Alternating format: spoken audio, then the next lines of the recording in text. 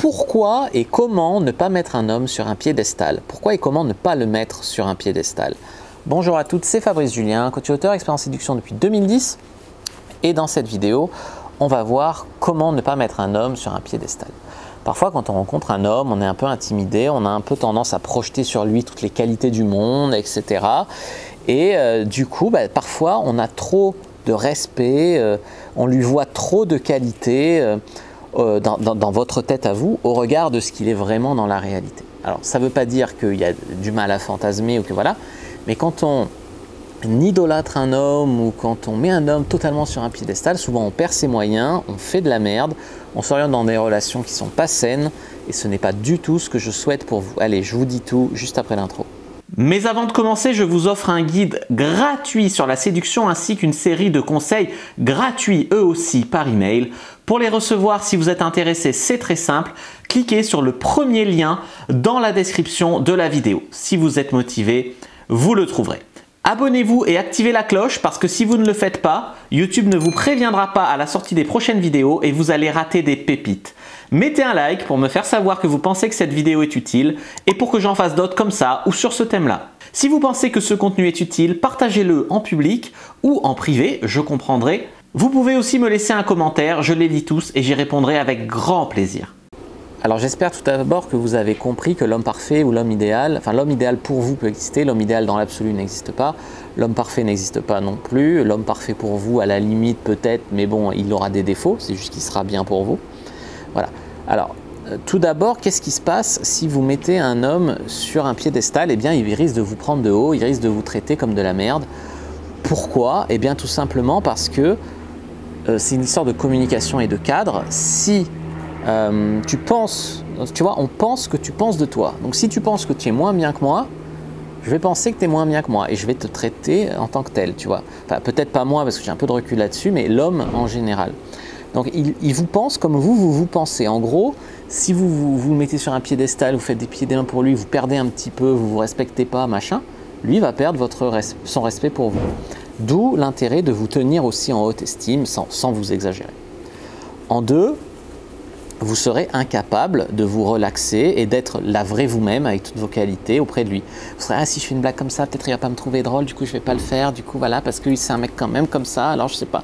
Du coup vous n'allez pas être vous-même, vous n'allez pas montrer vos qualités, par exemple de fille rigolote, vous allez être totalement inhibé, vous allez perdre beaucoup de charme et du coup ça va pas marcher. En numéro 3, vous allez avoir l'impression que pour l'avoir, parce que c'est un homme tellement parfait sur un piédestal, vous allez devoir avoir recours à des petits jeux, à de la manipulation, à machin, et du coup vous allez mettre en place, même si ça marche, une relation malsaine avec lui. Ce qui veut dire par là que tellement vous allez vous imaginer qu'il est trop bien, eh bien vous allez devoir penser qu'il faut vous plus petit jeu égale lui. Et ça c'est très mauvais. Il faut vous tenir en meilleure estime que ça.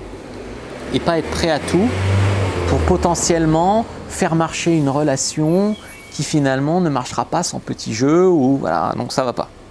Vous allez être éternellement complexé devant lui ou voilà, ou vous pensez que vous l'avez eu grâce au petit jeu, du coup toute votre vie vous allez faire des petits jeux de manipulation et c'est extrêmement malsain et surtout c'est pas tenable sur le long terme. En point numéro 4, vous allez sacrifier vos besoins pour essayer de lui plaire. Par exemple, mettons que vous n'aimiez pas le surf et que lui, c'est un surfeur, il adore ça. Pour essayer de lui plaire, tellement c'est un grand sportif que vous mettez sur un piédestal, vous allez dire non, mais je suis prêt à tout essayer pour toi. Et du coup, vous allez faire du surf. Du coup, lui, il va vous traiter comme une meuf qui essaye et du coup, il va peut-être vous prendre de haut ou quoi. Du coup, potentiellement, je tire au bout le raisonnement, vous allez vous blesser au surf, il ne voudra plus de vous parce que vous avez la jambe cassée et qu'il ne peut plus baiser. Et voilà, et ça va être de la merde, tu vois. Donc, ne sacrifiez pas vos besoins ou votre personnalité ou votre réalité pour essayer de lui plaire. Au pire, il ne vous correspond pas. Au pire. Et alors, baiser une fois ou deux avec lui et terminé, tu vois. Voilà.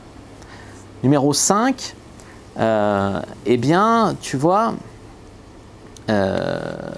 ce qui peut arriver quand tu mets un homme sur un piédestal, c'est que lui, il sait qu'il est humain.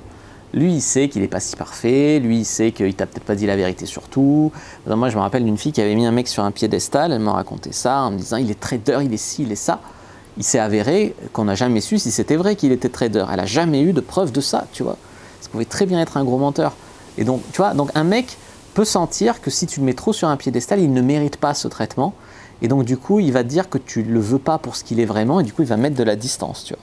Et du coup, toi, tu voulais t'en rapprocher en ah, et du coup, lui, il te met de la distance. Et toi, tu comprends pas. Ben, moi, je te l'explique dans cette vidéo. Voilà. Donc ça, c'est le truc à bien comprendre. Alors, comment savoir si ce mec est vraiment génial ou si vous l'avez mis sur un piédestal? Parce que c'est la vérité. Ça existe, les mecs bien. Ça existe, les mecs super. Mais comment savoir s'il est vraiment super ou s'il est faussement super et que c'est juste votre imagination qui déraille et qui veut pas voir machin, comme l'autre qui voulait pas voir qu'il n'était pas trader, l'autre qui voulait pas voir qu'il était marié, ou l'autre qui voulait pas voir qu'en fait c'était pas un mec super occupé, c'était juste un mec qui traite, qui est marié ou qui traite les femmes mal, tu vois, ou qui s'en fout, voilà. Alors, tout d'abord, vous devez comprendre que si vous avez peur de vous affirmer avec lui, si vous avez peur qu'en vous affirmant vous le fassiez fuir, il y a déjà un problème. Ce n'est pas un mec génial, c'est peut-être un mec qui vous intimide, c'est peut-être vous qui avez un problème d'estime de vous, mais ce n'est pas un mec génial si vous avez peur de vous affirmer. Si vous avez votre personnalité, vous vous affirmez et il vous kiffe, c'est potentiellement un mec génial. 2, vous ne voyez absolument rien d'imparfait en lui. Non, tout le monde a des trucs imparfaits, et si vous ne le voyez pas, c'est que vous ne voulez pas les voir. Si vous l'aimez malgré ses imperfections, là c'est sain. Si vous faites l'aveugle et que vous ne voyez pas ses défauts, eh bien là c'est malsain, tout simplement. Voilà. Donc si vous le kiffez malgré ses imperfections, là on est en présence d'un mec génial. Si vous trouvez qu'il n'a pas d'imperfections, là c'est louche, c'est que vous le mettez sur un piédestal. Avec lui, vous donnez sans retour, faites des efforts, vous machin, hein, et jamais il rend. Jamais il rend, il prend, mais il ne fait pas d'effort. Ce n'est pas un mec génial, c'est un mec que vous avez mis sur un piédestal. Vous avez peur d'oser le taquiner, vous avez peur d'oser rigoler avec lui, vous avez peur d'oser faire des blagues, comme je disais tout à l'heure. Ça, c'est un mec qui ne vous permet pas d'être vous-même, donc ce n'est pas un mec génial. En 5, vous êtes toujours là, à ses ordres, à ses services. Je ne sais pas, par exemple, il est tellement génial que quand il t'appelle à 9h30 du soir pour baiser, t'accours, tu te pomponnes, tu machin, pour toi c'est le rendez-vous de sa vie, pour lui il t'accueille en calbute à l'arrache. Il y a un décalage, tu n'es pas à ses ordres, tu n'es pas à son service, tu n'es pas son bouche-trou, voilà. Le point suivant, c'est si vous pensez qu'il a plus d'options que vous, ou qu'il peut toutes les avoir de toute façon, que toutes les femmes sont à ses pieds. Des fois, j'entends ça dans la bouche de fille. Moi, objectivement, le mec, bon, ça va, mais bon, sans plus. Et la fille, elle s'imagine qu'il peut toutes les avoir, qu'il est tellement. Là, je me dis, non, là, il y a un souci. Tu vois ce que je veux te dire. Et en 7, quand vous avez trop peur, quand vous n'êtes pas avec lui, vous avez trop peur qu'il soit avec une autre nana, que vous avez trop peur qu'on vous le prenne, vous avez trop peur...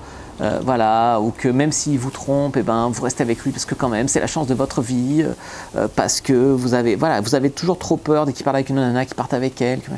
Il y a à la fois un problème de séduction, de cadre, et un problème d'estime de vous là derrière. Je suis désolé de vous l'apprendre, mais c'est la réalité. D'ailleurs, j'ai fait un livre, Comprendre et séduire les hommes, dans lequel il y a toute une partie sur l'estime de vous, parce que c'est vraiment très important.